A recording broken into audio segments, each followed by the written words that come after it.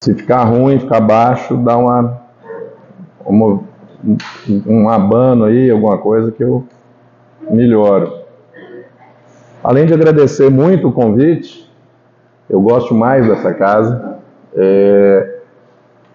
E agora, assim, depois que os meninos cantaram, sabe, a vibração tá tão bacana que se eu falar uma receita de pamonha, todo mundo vai achar legal e vai achar que foi bom e vamos sair daqui elevado. Eu vou falar, a gente pega o milho, rala, tal, todo mundo, nossa, rala. Eu passei metade das músicas chorando e outra metade segurando para não chorar. Né? Então foi realmente muito bacana estar aqui. E como eu fiz até uma colinha, não sou muito de fazer isso não, mas é a segunda vez que a Ludmilla me põe numa dessa que eu acabo tendo que fazer cola. Porque falar para vocês num dia como o de hoje é, no fundo, uma responsabilidade diferente, né?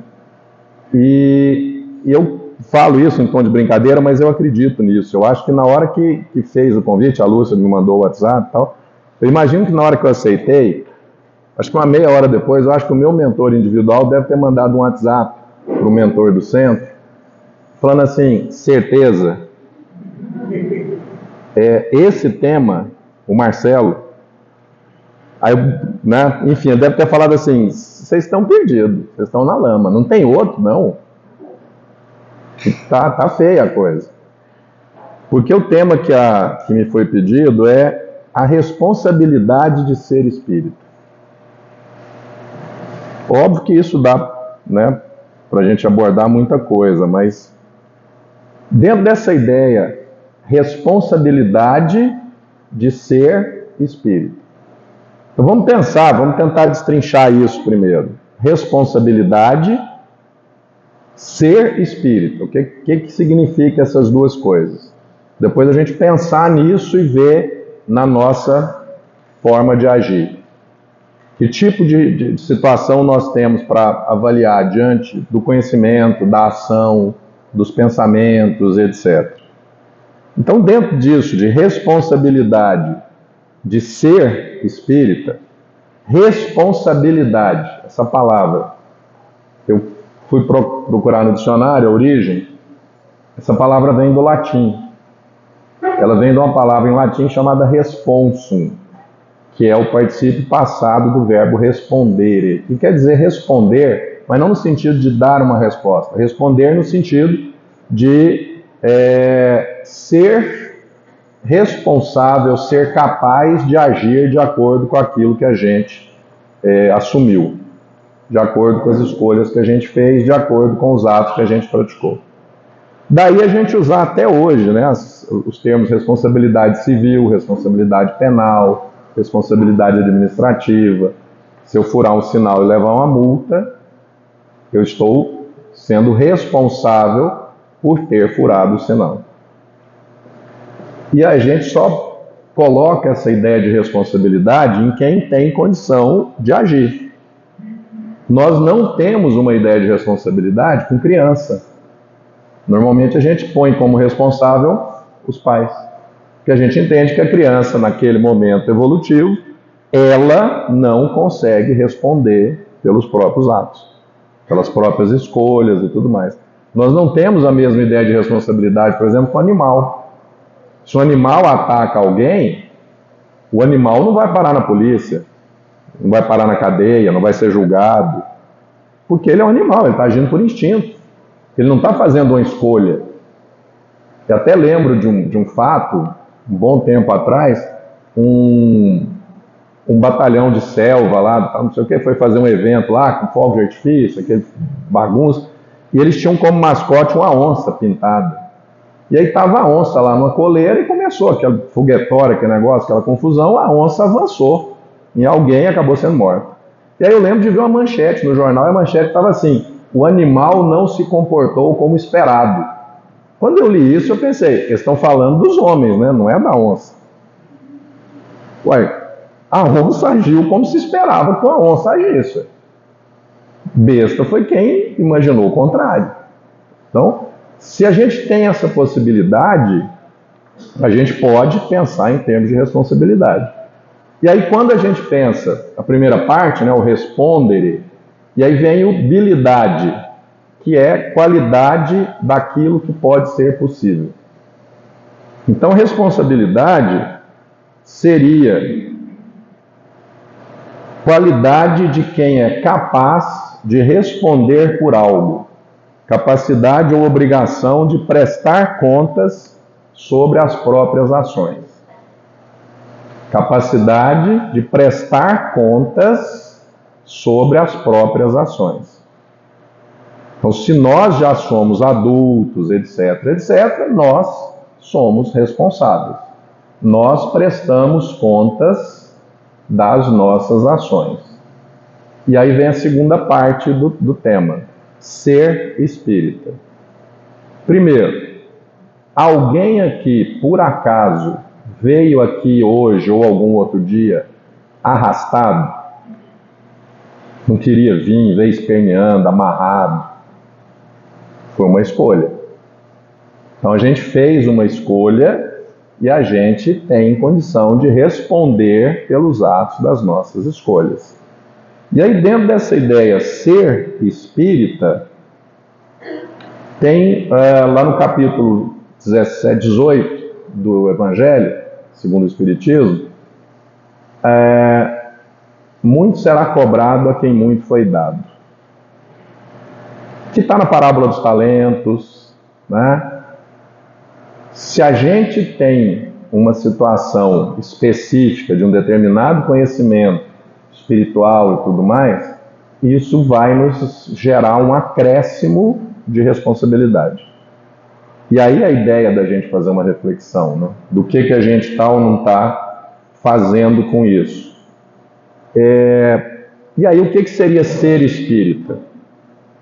Se a gente sair perguntando na rua o que é ser espírita, a resposta mais fácil e mais comum, que é uma resposta até meio assim, quase que pedagógica, quase que de dicionário, se colocar no dicionário o que é um espírita, provavelmente o dicionário vai falar, é aquele que segue a doutrina de Kardec. Né? Tá. É quem acredita em reencarnação. Tem muita gente que acredita em reencarnação e não é espírita. Muitas religiões acreditam em reencarnação, os hindus acreditam, não tem nada a ver com, nem conhece Kardec, enfim, né? No censo do IBGE, de 97, porque o de 2022 ainda não foi tabulado, eu fui atrás para ver. No de 97, 2% dos entrevistados se declararam espíritas. Então, de cada 100 pessoas que eles pararam na rua, 2 se identificaram como espíritas. Mas olha que coisa interessante. Teve uma pesquisa que a Folha de São Paulo fez há muitos anos mesmo, uns 20 anos atrás. Mais ou menos 50% dos entrevistados acreditavam na reencarnação. E o Brasil tem essa característica muito comum. A quantidade de gente que acredita em reencarnação é muito grande. Mesmo não tendo a menor ideia de doutrina espírita em si. Né? Então, ser espírita não é conhecer Kardec. Eu sou espírita porque eu leio o livro dos espíritos. Eu sou espírita porque eu frequento o centro, eu tomo passe. Eu sou espírita porque eu acredito em reencarnação. Nada disso, a rigor, define ser ou não ser espírita. Tem uma definição que está no Evangelho segundo o Espiritismo, no item 4 do capítulo 17. Eu acho essa definição muito bacana, eu até coloquei ela aqui para eu lê-la direitinho. Reconhece-se o verdadeiro espírita pela sua transformação moral e pelos esforços que faz para domar suas más inclinações. Pela sua transformação moral e os esforços que faz para domar as suas más inclinações.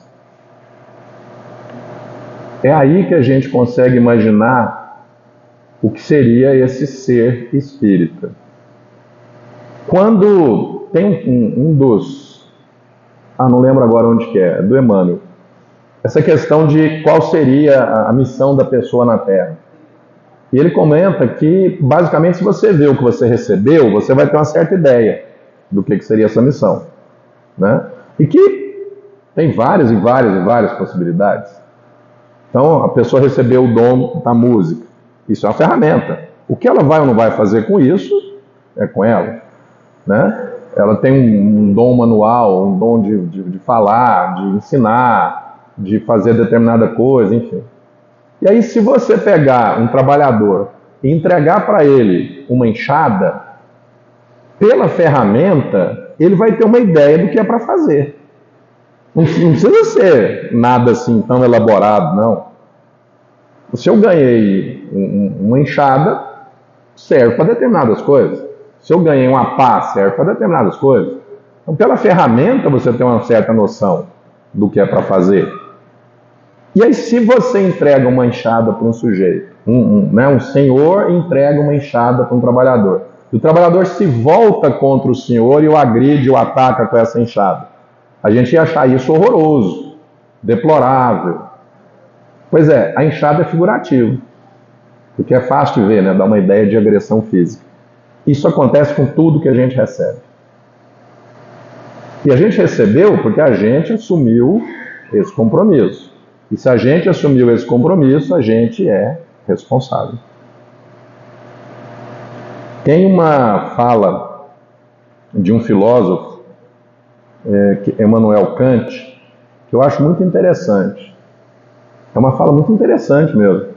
Ele fala que só é verdadeiramente livre quem faz o que não quer. Porque se você não faz o que você não quer, você é escravo dos seus instintos. Quando você faz o que você não quer, você é verdadeiramente livre. Você consegue vencer as suas inclinações. E aí, como é que a gente tem aplicado no nosso dia a dia o que a gente vê na doutrina, nos ensinamentos? A gente tem tido paciência, a gente tem julgado menos, a gente tem conseguido pensar mais nos outros do que em nós mesmos, a gente tem conseguido ser tolerante. Como é que a gente tem agido? Como é que a gente faria uma reflexão sobre isso?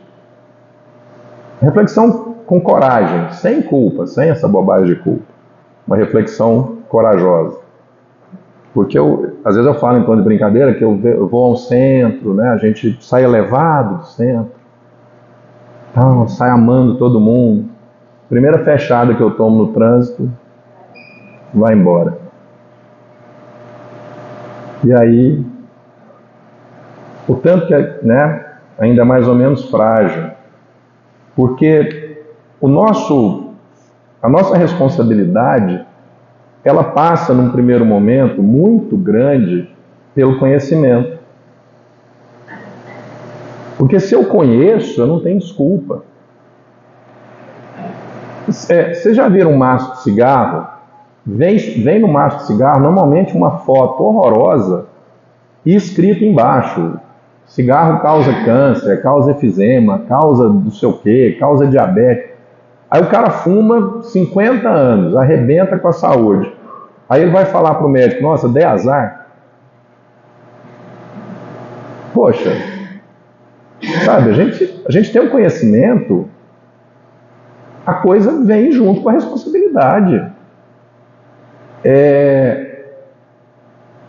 O conhecimento, ele exige lucidez. Tem uma pergunta interessante do Livro dos Espíritos, é a pergunta 636. São absolutos para todos os homens o bem e o mal? Aí a resposta: a lei de Deus é a mesma para todos. Porém, o mal depende principalmente da vontade que se tenha de o praticar. O bem é sempre o bem, o mal é sempre o mal, qualquer que seja a posição. A diferença há quanto ao grau de responsabilidade. No Evangelho tem uma fala interessante, que quem faz o mal não tem visto a Deus. Essa ideia de fazer o mal é exatamente uma ideia nesse contexto. Eu estou afastando E se eu tenho consciência exata do que eu estou fazendo, o meu grau de responsabilidade é muito maior. Se eu já sei o que eu preciso fazer e eu continuo insistindo, eu estou piorando a minha situação. Na pergunta seguinte no Livro dos Espíritos, e aí vamos lembrar que o Livro dos Espíritos é do século XIX, então a pergunta tinha um pouco mais de sentido nessa época. A pergunta é: será culpado o selvagem que, cedendo ao seu instinto, se nutre de carne humana? Seria um negócio horroroso, né? Canibais que aprisionavam pessoas, devoravam a pessoa, comiam a carne e tal. Aí a resposta: eu disse que o mal depende da vontade. Pois bem, tanto mais culpado é o homem, quanto melhor sabe o que faz. Assim, mais culpado é, aos olhos de Deus, o homem instruído que pratica uma simples injustiça do que o selvagem ignorante que se entrega aos seus instintos. E nós estamos falando, na outra ponta, de um assassinato, de um canibalismo, de uma coisa assim. Sabe? E do outro lado, uma simples injustiça. Quanto mais instruído, e esse instruído não é conhecimento formal, acadêmico, não. Conhecimento da forma de agir, da vida. E aí, tanto que no Livro dos Espíritos é qual o modelo, babapá. A resposta é uma palavra só: Jesus. Que não tem nada a ver com religião. Se você virar o evangelho de cabeça para baixo, Jesus não criou nenhuma religião. Jesus não falou: olha, todo domingo tem que ir numa igreja, fazer assim, assado, tem que ir num templo, fazer assim, assado, tem que ir numa casa espírita, levar água para fluidificar. Não tem nada disso no evangelho. O evangelho tem códigos de conduta. Ninguém vai ao Pai senão por mim. Ninguém vai crescer espiritualmente se não agir do jeito que eu estou agindo. E aí, muito será exigido, muito será cobrado a quem muito foi dado. Se a gente já sabe, a coisa é diferente. Nós temos uma responsabilidade muito grande na forma de agir. E a gente acaba virando um pouco, em certa medida, uma referência, uma forma de prestar atenção. Quantas vezes a gente espera que determinada pessoa não haja dessa forma ou daquela, imaginando que ela já está num determinado patamar muito elevado? A gente tem que ter cuidado com os nossos atos. Nós temos que ter uma responsabilidade muito grande na forma de agir. Porque a gente acaba sendo visado. A perspectiva da sociedade em relação, de um modo geral, em relação à palavra espírita, muitas vezes tem uma conotação negativa. Muitas vezes. E aí, às vezes, a pessoa age de uma certa forma que alguém fala assim: nossa, fulano é espírita e está fazendo assim. Tá? E coisa que a gente não imagina. É uma coisa que o pessoal mais antigo aqui vai lembrar, com certeza a Lúcia lembra, as camisetas, né, da fraternidade, com o trevinho e tudo. Eu lembro que a Tirzá falava: olha, não doem essas camisetas. Por mais estranho que pareça, não doem. Faz pano de chão, usa até derreter, mas não doem, porque se alguém receber isso e praticar um ato negativo com isso, dá problema. Alguém pode imaginar que tem a ver com a casa, ou com ser espírita, é um negócio que a gente nem imagina. Olha o tipo de cuidado que a gente precisaria ter.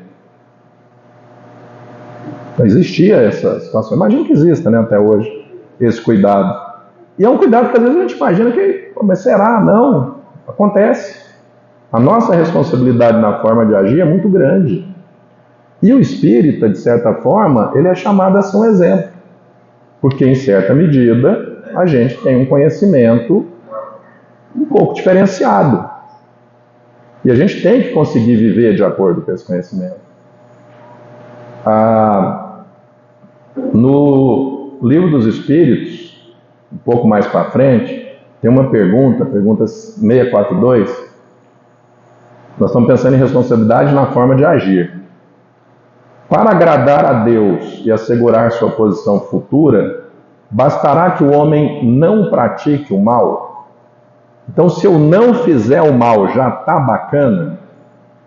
Resposta: não. Cumpre-lhe fazer o bem, no limite das suas forças, porque responderá por todo o mal que haja resultado de não haver praticado o bem.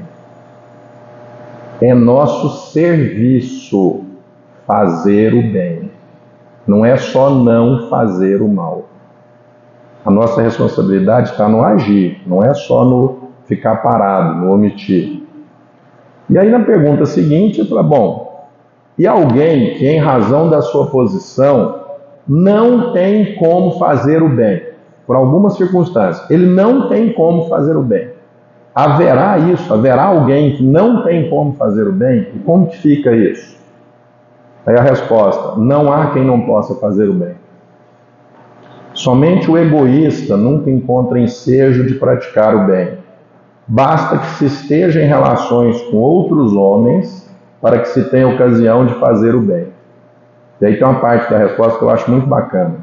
Não há dia da existência que não ofereça a quem não se ache cego pelo egoísmo uma oportunidade de praticar o bem. Porque fazer o bem não consiste apenas em ser caridoso, mas em ser útil todas as vezes que o seu concurso, que a sua ajuda, venha a ser necessária. Não há um único dia que a gente não tenha a oportunidade de fazer o bem, desde que a gente não esteja cego pelo ego, pelo egoísmo, pela vaidade e por aí vai. A partir do momento que nós conhecemos a ideia de reencarnação, a ideia de causa e efeito, a ideia de crescimento espiritual, a ideia de evolução através das reencarnações sucessivas, a gente não pode viver da mesma forma, a gente não pode viver como se não soubesse. Daí a coisa da responsabilidade no ser espírito. E é tão fácil a gente cair nessa armadilha de ser na aparência e no momento de agir não ser. De falar, de fazer discursos, de ter essa percepção, mas não ter no dia a dia. Porque é a hora que a gente mostra mesmo a dificuldade.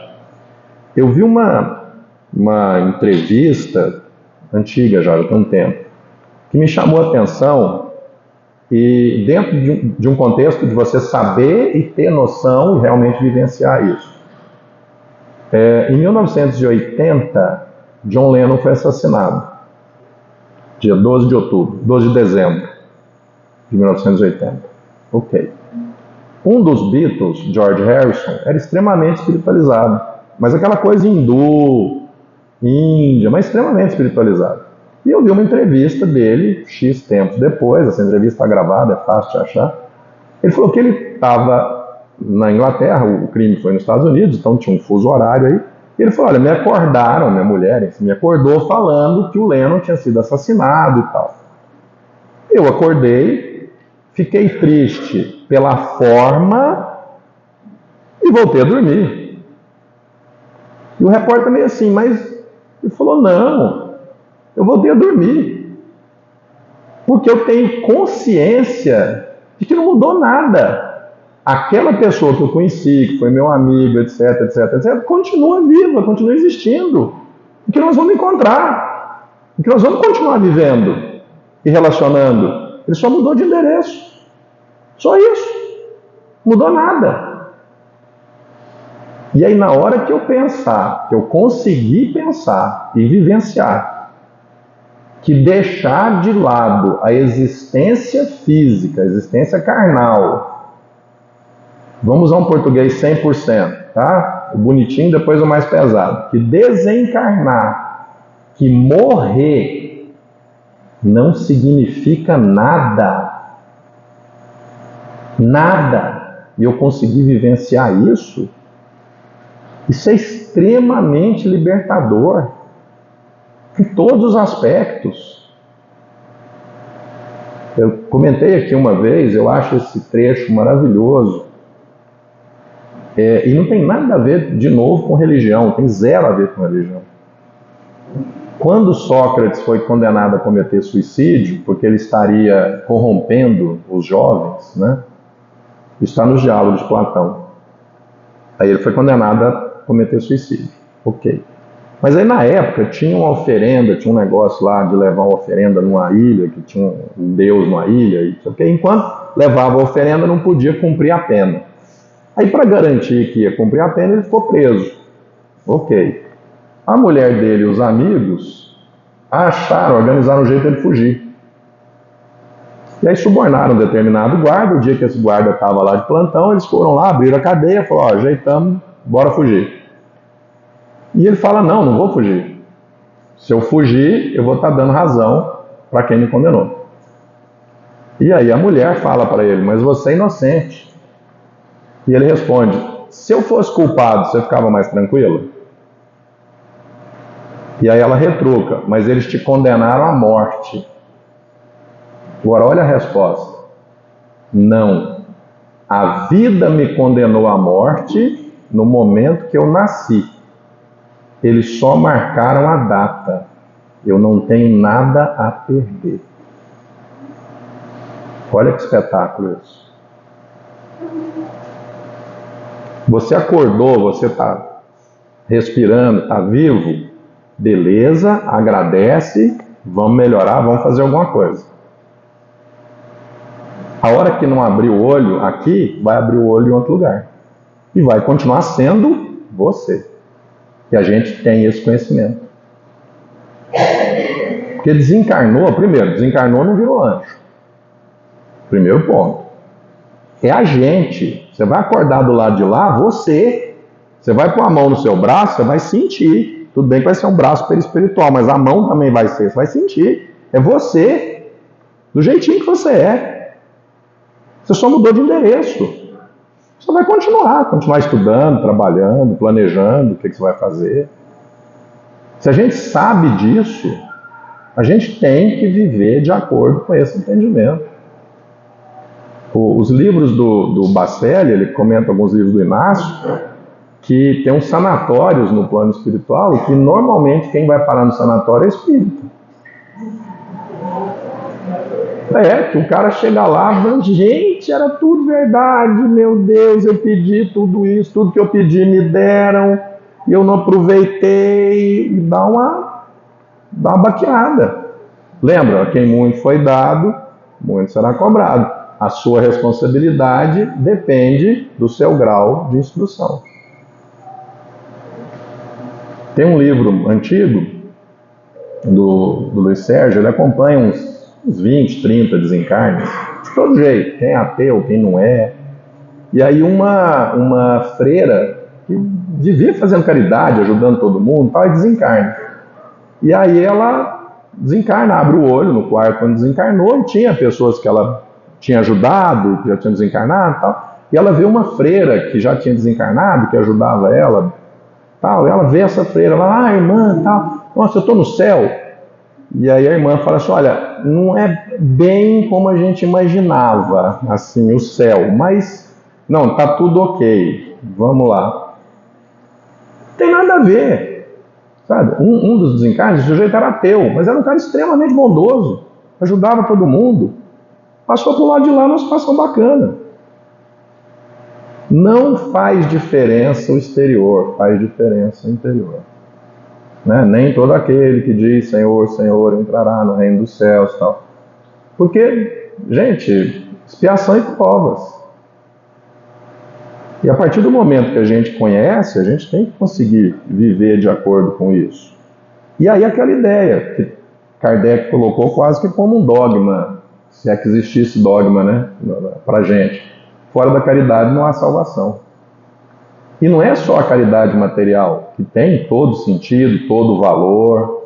Se não me engano, o Chico falava, né, que ele andava com moedinha no bolso para distribuir para quem pedisse, até para se acostumar com o ato de entregar. Né?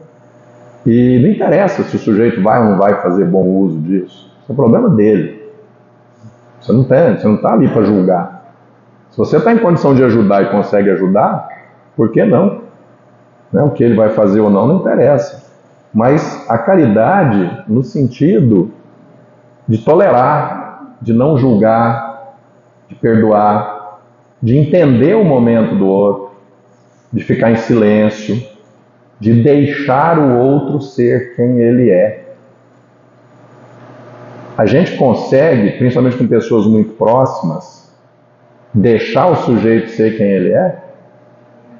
Ou a gente gostaria que ele fosse como a gente imagina?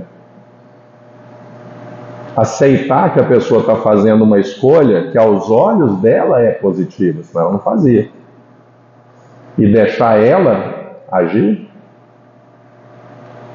A caridade nesse sentido, ela está ligada ao perdão, a uma atenção, a você visitar uma pessoa difícil, você conviver com alguém que você não tolera.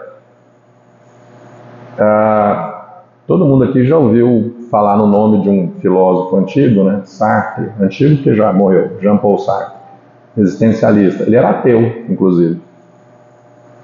Ele tem uma frase muito interessante, ele fala que, em última análise, o homem nunca será privado da liberdade, porque ele sempre pode escolher como agir.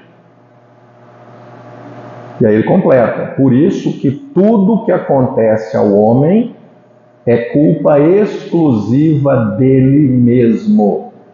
Não é da natureza, de Deus, do universo, nada. Tudo que acontece com a gente é 100% nossa responsabilidade. E na imensa maioria das vezes a gente pediu. Mas eu ia pedir tal coisa. Eu lembro de uma palestra que a gente fez sobre isso. Sabe, eu ia pedir para o médico cortar minha perna fora. Não, mas tinha um tumor na sua perna. Não, aí faz sentido. Aí você pede mesmo. E como a gente não sabe, porque saber que tem um tumor é conhecimento. Como a gente não sabe o que a gente pediu antes de nascer, mas eu pedi isso, pediu. Por quê? Porque faz sentido. Só que se você não souber a razão, vai ficar parecendo que não tem sentido. Como a gente fica meio acordado, aqui desacordado para as outras vidas. Então vamos tentar imaginar que tipo de vivência eu posso fazer, eu posso levar para o meu dia a dia. Porque o mundo atual é muito difícil do ponto de vista espiritual. O mundo hoje é cada vez mais imediatista. As respostas são cada vez mais rápidas. Tem uns neurocientistas trabalhando, essa coisa de Instagram, de TikTok, isso é tudo pensado. Tá? A maior parte dos neurocientistas de ponta estão trabalhando com essa situação, principalmente de telefones, de smartphones, e muito com isso e com plataforma de jogo. Eles criam algoritmos que identificam quanto tempo você tenta antes de desistir, para eles te darem uma solução fácil antes de você desistir, para você passar de fase e ficar ali. Quanto tempo você leva para mudar uma página? Você levou um pouquinho mais, ele vai te mostrar uma página parecida. Os jovens hoje, por volta de 15 anos, eles estão ficando em média 12 segundos numa página de Instagram. Então, em 12 segundos, ele pegou a informação, processou, chegou à conclusão e descartou. E aí nós vamos falar com essa turma de vida espiritual, de reencarnação, de foco, A vida moderna hoje, ela é inóspita. E é a vida que a gente tem. Ela vai ser cada vez mais intensa. Então a nossa responsabilidade é atuar em todos os lugares que a gente tiver. Com caridade, com paciência, com amor, com compreensão, com tolerância. É conseguir agir de acordo com as informações que a gente tem. Daí vem a nossa responsabilidade e é aí que a gente vai ser cobrado. E a gente vai ser cobrado por nós mesmos, pela nossa consciência. Ninguém mais vai cobrar, não. O Chico tem uma frase muito bacana. Ele fala que saber e não fazer é ainda não saber. E aí a gente às vezes fica tão preocupado com livro, com falas, com isso, e não está pondo em prática, né? Então, o espírita de verdade não é o que sabe, mas o que se esforça para viver de acordo com o que ele já sabe. E o mundo precisa dessa doutrina que a gente conhece, que a gente abraça, dessa maneira, em todos os lugares. Para que a gente possa ser, de certa forma, uma referência de calma, de tranquilidade, de discernimento, de compreensão. E a gente aproveitar o que a gente tem como oportunidade mesmo e crescer espiritualmente. Porque a gente só vai mostrar que a gente cresce na dificuldade. Quando está tudo muito bem, primeiro que é bem mais fácil ficar tranquilo e a gente esquece do lado espiritual, com muita facilidade. Quando a gente está com um problema, a gente acha fácil ir domingo de manhã na Casa do Caminho, acha fácil vir aqui na segunda e tudo. Quando está tudo bem, dá preguiça. E aí a gente vai enfrentando, né, essas situações. Tá? Então, o que seria a ideia dessa responsabilidade? Responder por aquilo que a gente escolheu. Nós tivemos essa ferramenta. Nos foi dado conhecer isso. A gente tem a informação. Vamos pôr em prática. E o pôr em prática, eu acho que é bacana a gente fazer um esforço. E aí com isso eu já vou encerrar. Sabe por que desses programas de recuperação de pessoas com doenças com transtornos de vício e tudo, por que os alcoólicos anônimos é um que funciona bem? Porque a ideia dele é o seguinte: evite beber hoje. Eu não vou beber hoje.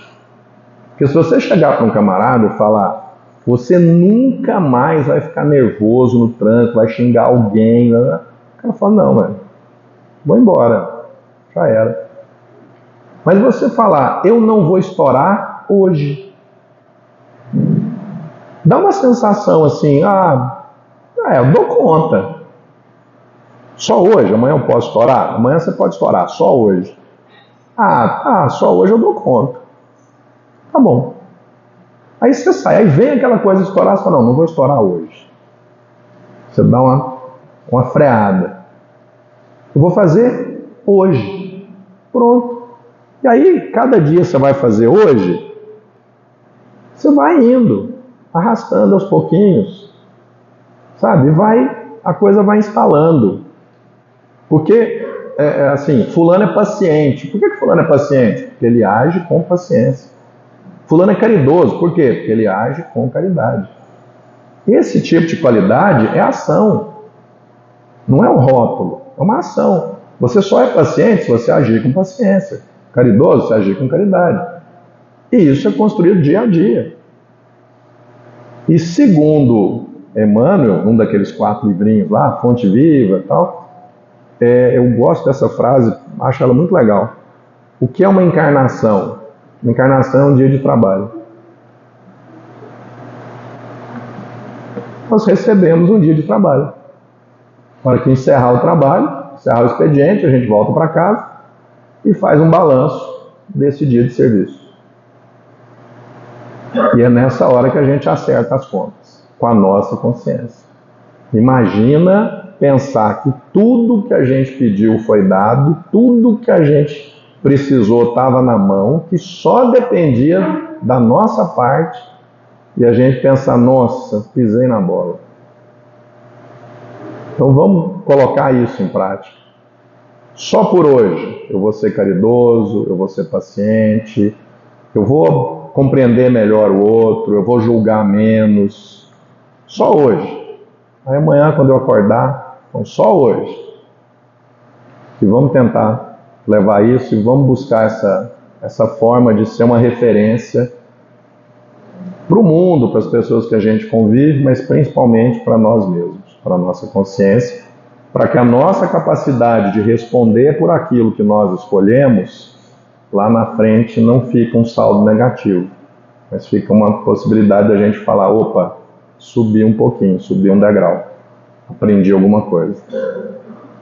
É isso, vamos levar isso adiante. Muito obrigado pela oportunidade de estar aqui e fazer essas reflexões. Obrigado mesmo.